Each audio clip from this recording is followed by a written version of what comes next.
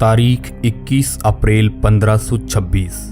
दिल्ली से तकरीबन 90 किलोमीटर दूर स्थित हरियाणा का पानीपत जिला, यही वह जगह है जहां पर भारत के भविष्य की एक नई तस्वीर छपी। बाबर अपनी 12,000 सैनिकों की टोली लेकर यहां पर उपस्थित होता है। कड़कड़ाती धूप में बाबर की सेना युद्ध के लिए पूरी तरह तैयार थी। उस वक्त दिल्ली शहर पर इब्राहिम लोदी का राज था। बाबर ने सोचा कि अगर वो कैसे भी करके इब्राहिम लोदी को दिल्ली की गद्दी से हटा देगा तो वह भारत में कब्जा जमा सकता है, और इसी सोच को लेकर बाबर इब्राहिम लोदी से जंग का ऐलान करता है। लोदी की सेना में करीब 1 लाख जवान और 1,000 हाथी थे। बाबर ये जानता था कि उसके पास लोगों की संख्या बहुत कम है, इसलिए बाबर ने युद्ध की सही रणनीति पर चलने का फैसला किया, और इस काम में बाबर बहुत ही कुशल था। वह युद्ध से 1 सप्ताह पहले ही पानीपत के मैदान पर आ गया था और अपने हिसाब से सैनिकों की छोटी छोटी टुकड़ियां बनाकर चारों तरफ लगा दिया था। बाबर की सेना में करीब 4,000 बेहद ही खतरनाक तीरंदाज थे। दूसरी तरफ 1,000 बंदूक वालों के अलावा बाबर के पास वो हथियार भी था जिसके बारे में लोदी सोच भी नहीं सकता था, और वो हथियार कुछ और नहीं बल्कि चलती फिरती आग बरसाने वाली तोपें थी। दोस्तों, हिंदुस्तान की किसी भी जंग में इस तरह की तोपों का इस्तेमाल सबसे पहले बाबर ने ही किया था, इसलिए यहाँ पर होने वाले युद्ध में अभी तक किसी को भी ये अंदाजा नहीं था कि इन तोपों का सामना कैसे करना है। बाबर जंग का ऐलान तो कर आया, लेकिन उसके अंदर कम सैनिक होने की वजह से थोड़ा डर भी बना था।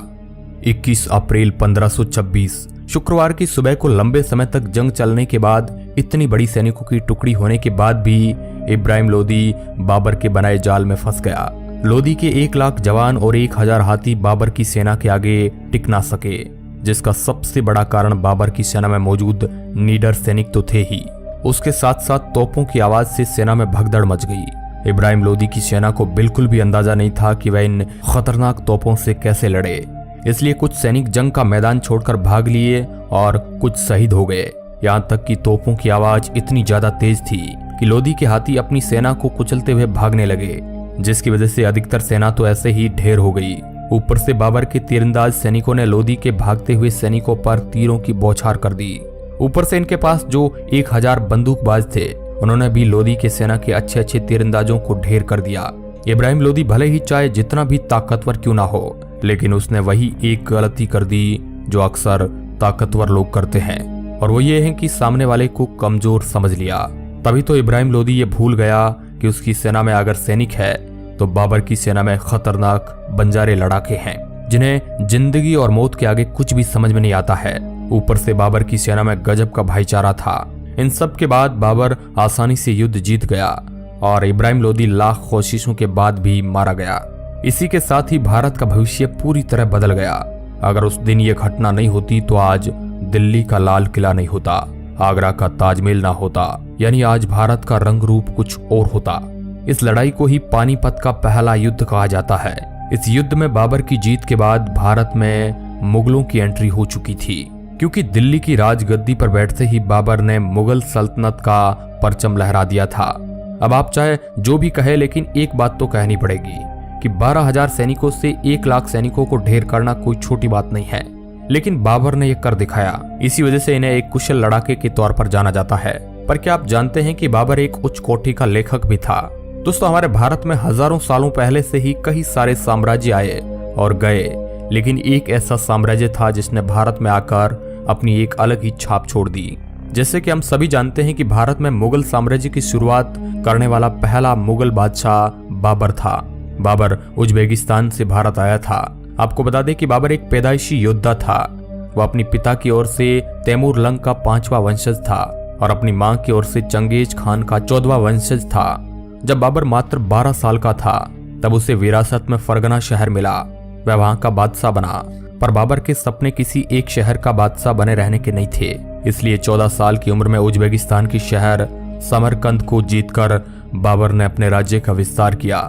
साल 1505 तक बाबर कई सारी जंग लड़ चुका था और अपने राज्य का अच्छा खासा विस्तार कर चुका था, लेकिन अब उसकी नजर भारत पर थी। अगले 20 सालों तक बाबर अपने मुगल साथियों के साथ भारतीय उपमहाद्वीप पर कब्जा जमाने की कोशिश करता रहा, लेकिन कामयाब नहीं हो पाया और सन 1526 में बाबर की नजर भारत के सबसे अमीर और शक्तिशाली शहर दिल्ली पर गई और बाबर ने यह सोच लिया कि अगर भारत पर राज करना है तो दिल्ली को जीतना ही होगा और पानीपत की लड़ाई से उसने दिल्ली पर अपना कब्जा जमा लिया। अब बाबर ने तो दिल्ली सल्तनत का विस्तार करने में कोई कसर नहीं छोड़ी, लेकिन इसके बाद इनका छोटा बेटा हुमायूं बादशाह बना। हुमायूं 29 दिसंबर 1530 ईस्वी में 23 साल की उम्र में सिंहासन पर बैठा और उसका राज्य अभिषेक आगरा में हुआ। पर हुमायूं का जीवन संघर्षों से भरा रहा और 26 जून 1539 में हुमायूं चौसा के युद्ध में शेरशाह सूरी से हार गया और किसी तरह जान बचाकर भागने में सफल हो पाया। हुमायूं सालों तक भटकता रहा, लेकिन बाद में अपनी कुशल रणनीतियों की वजह से हुमायूं ने काबुल और कंधार में फिर से अपना कब्जा जमा लिया और 30 जुलाई 1555 में हुमायूं दोबारा से दिल्ली जीतने में सफल हो पाया। दोस्तों, हुमायूं अफीम का बहुत शौकीन था और यही अफीम ही उसकी मौत का कारण बनी, क्योंकि अफीम के नशे में जब ये सीढ़ियों से गिर गए तब इनकी मौत हो गई। हुमायूं के बाद मुगल सल्तनत पर अकबर का राज हुआ। अकबर सभी धर्मों का सम्मान करता था। आप ये भी जानते होंगे कि अकबर के दरबार में हिंदुओं का बहुत सम्मान और उन्हें ऊंचे पद मिलते थे। यहाँ तक कि एकता बनाए रखने के लिए अकबर ने हिंदू लड़की जोधाबाई से शादी भी करी, लेकिन उसने कभी भी जोधा पर मुस्लिम धर्म अपनाने के लिए जोर जबरदस्ती नहीं करी। यहाँ तक कि रानी जोधाबाई के लिए अकबर ने फतेहपुर सीकरी में एक मंदिर भी बनवाया। दोस्तों, अकबर की सबसे बड़ी उपलब्धि थी उसका बसाया गया फतेहपुर सीकरी शहर, जो आगरा से लगभग 36 किलोमीटर दूर स्थित पहाड़ियों पर यह शहर बसाया गया था। कहा जाता है कि फतेहपुर सीकरी उस समय लंदन से भी बड़ा शहर था। अकबर एक कामयाब बादशाह होने के साथ साथ कला प्रेमी भी था, इसलिए इस शहर का निर्माण अकबर ने अपनी निगरानी में करवाया था। यहाँ तक कि नक्शा बनाने में भी मदद की थी। इस शहर के बनने से पहले मुगल साम्राज्य की राजधानी आगरा थी। उसके बाद फतेहपुर सीकरी को अकबर ने नई राजधानी बनाई।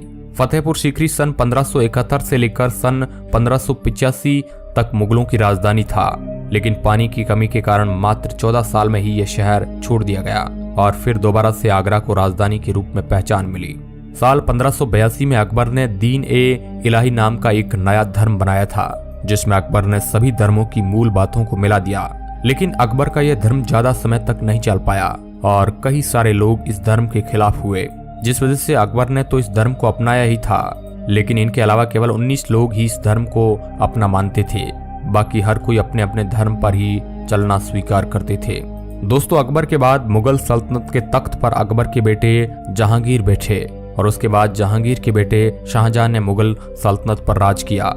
अब आप तो ये जानते ही हैं कि शाहजहां के राज में भारतवर्ष में कितनी सारी नायाब चीजों का निर्माण हुआ, जिसमें सबसे अनोखी चीज और कुछ नहीं बल्कि हमारे भारत का ताजमहल है, जिसे दुनिया के 7 अजूबों में से एक माना जाता है। और इसकी खूबसूरती इतनी ज्यादा बेहतरीन है कि इसे देखने के लिए हर साल सैलानी भारत में आगरा में जाते हैं और सफेद संगमरमर के पत्थरों से बने ताजमहल की खूबसूरती को निहारते हैं। और अंत में सबसे कट्टर और खतरनाक औरंगजेब आए।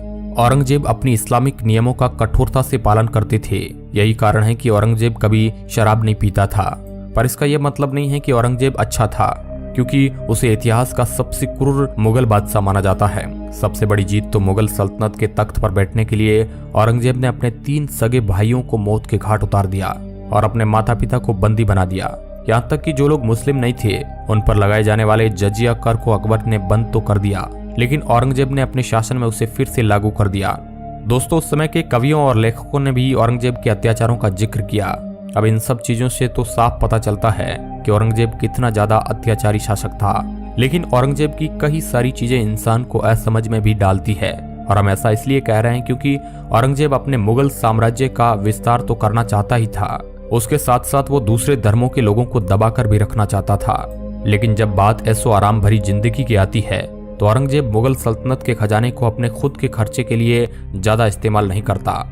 यही सब बातें थी जो औरंगजेब को बाकियों से बहुत अलग बनाती थी, जिससे ये चीज तो साफ पता चल रही थी कि औरंगजेब के अंदर बाबर की छाप थी और वह पूरे भारत को डरा कर रखना चाहता था, ताकि आने वाले समय तक कोई भी मुगल सल्तनत को हरा ना सके। पर औरंगजेब के अत्याचारों के बाद भी लोग डरे नहीं, और यही कारण है कि औरंगजेब मुगल सल्तनत का आखिरी बड़ा बादशाह था। हालांकि इनके बच्चे वगैरह ने राज तो किया, लेकिन वह उस तरह का नाम नहीं कमा पाए जो बाबर से लेकर औरंगजेब तक ने कमाया था। वैसे हम आपको बता दें कि मुगल साम्राज्य में गलती करने वालों को आसानी से बख्शा नहीं जाता था। अगर किसी को मौत की सजा सुनाई जाती थी तो उस अपराधी का सर तलवार से अलग कर दिया जाता था या फिर उसका सिर हाथी के पैरों के नीचे कुचल दिया जाता था। तो दोस्तों, ये था मुगल साम्राज्य का सच। अब आपको इसके बारे में क्या कहना है, हमें कमेंट के माध्यम से आप जरूर बताइए। इस तरह की इंटरेस्टिंग रिपोर्ट्स देखने के लिए आप हमारे चैनल के साथ जुड़ सकते हैं। धन्यवाद।